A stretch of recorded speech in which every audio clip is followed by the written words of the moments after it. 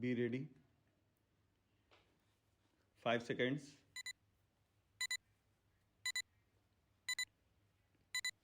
Start. The writ petitioner had taken a loan for purchasing pumping set, and as the said loan was not repaid within the stipulated time, proceedings were initiated for recovery of amount as arrears of land revenue under the Uttar Pradesh Jamindari Abolition and Land Reforms Act 1950. Stop. The land belonging to the writ petitioner was auctioned on 18/8/1989, and the bid of one Kedarnath Dubey was accepted. Stop.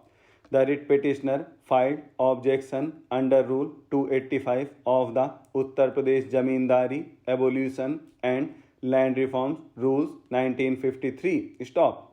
The stand taken was that there was material irregularity in the service of notice as well as in conducting the sale, and thereby Rules 285A of the rules had been violated. Stop. The said objection was rejected and the sale was confirmed. Stop. The writ petition was filed in the year 1991, and the mutation proceedings had been undertaken in the meantime by Kedarnath Dubey. Stop para.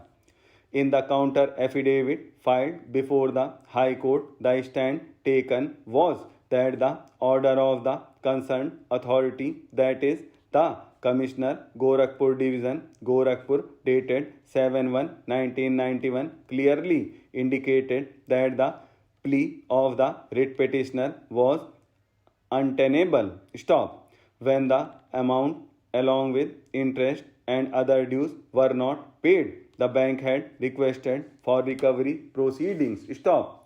Form 73 and Form 73A were sent to the writ petitioner, which were personally served. Stop. Thereafter, the date of auction was fixed on 18/8/1989, and the request notice was duly served. Stop. As Kedarnath Dubey was the highest bidder, his bid was accepted. Stop.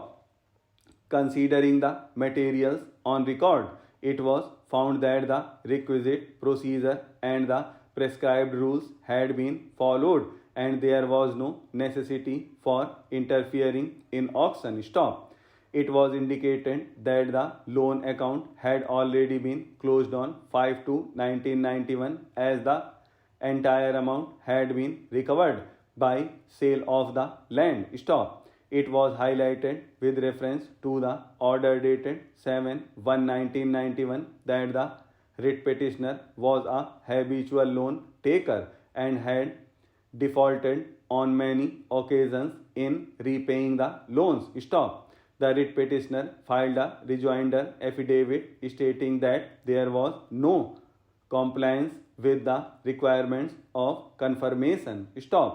The writ petitioner's stand was that he wanted to deposit the amount on 1/5/1991, but the same was not accepted, and therefore he approached additional district magistrate to direct the Tehsildar to accept the amount. Stop. The primary stand before the High Court was that the prescribed rules were not followed, and in any event the auction sale was confirmed by the subdivisional magistrate, who did not have the authority to confirm the sale or conduct the sale. Stop. The writ confirmation was according to the writ petitioner by an incompetent authority, and therefore the entire proceeding was invalid. Stop. The High Court took the view that the application filed by the writ petitioner for setting aside the auction sale was full of vague and evasive statements relating to the allegation that the norms laid down in Rule 285(1) were not confirmed and there was material irregularity.